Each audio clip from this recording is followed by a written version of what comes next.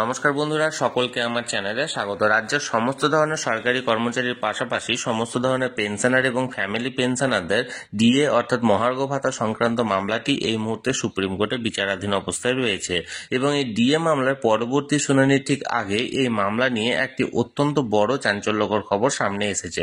কি সেই খবরে কি বলা হয়েছে সকল কিছু আজকের ভিডিওতে বিস্তারিতভাবে আলোচনা করব। ভিডিওটি ডিয়ারনেস অ্যালাউন্স অর্থাৎ মহার্ঘ ভাতা নিয়ে অত্যন্ত গুরুত্বপূর্ণ, তাই প্রথম থেকে শেষ পর্যন্ত অবশ্যই ধৈর্য সহকারে দেখবেন এবং ভালো লেগে থাকলে অবশ্যই একটি লাইক করবেন এবং সকলের সঙ্গে শেয়ার করবেন।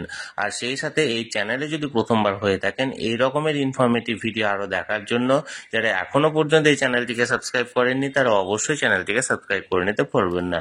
তাহলে চলুন আমরা ডিএনএস অ্যালাউন্স সংক্রান্ত কি খবর এসেছে সেই ব্যাপারে বিস্তারিত জেনে নিই। দেখুন, আমরা এই মুহূর্তে সরাসরি সুপ্রিম কোর্টের ওয়েবসাইটে আছি। এখানে দেখুন ডায়েরি নাম্বার দেওয়া হয়েছে 35292/2022, অর্থাৎ 2022 সালে এই মামলাটি প্রথম ডায়েরি ওঠে, অর্থাৎ সুপ্রিম কোর্টে এই মামলাটি প্রথম সাবমিট করা হয়। দেখুন এখানে the state of West Bengal versus confederation of state government employees West Bengal.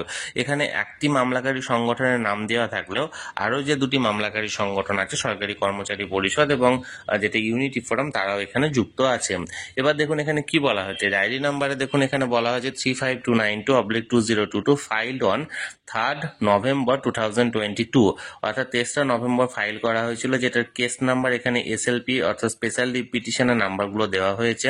এবার এখানে দেখুন present or last listed one, এখানে দেখুন কবে মামলাটি উঠতে চলেছে। আগামী 25/3/2025 অর্থাৎ আগামী 25শে মার্চ 2025 মঙ্গলবারের দিন এই মামলাটি পুনরায় উঠতে চলেছে। এই মামলাটি কোন কোন বিচারপতি দ্বারা এজলাসে উঠতে চলেছে দেখুন, honourable mister justice Sanjay Karol and honourable mister justice Manoj মিশ্রার এজলাসে এই মামলাটি উঠতে চলেছে। এই মামলাটির ক্লজ নাম্বার হচ্ছে 44 এবং এই মামলাটির রুম নাম্বার 16তে এই মামলাটি উঠতে চলেছে।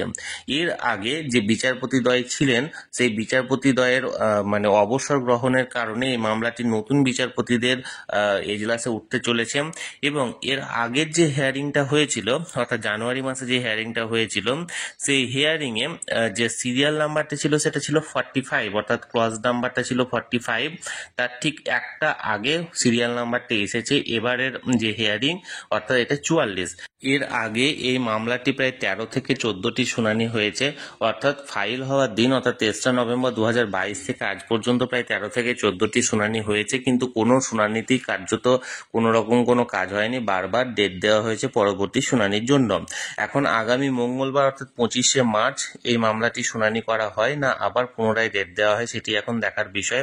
আমি সবসময় চোখ রেখেছি যে কোনো আপডেট পাওয়া মাত্র আপনাদের সঙ্গে সেটা শেয়ার করে দেওয়া হবে।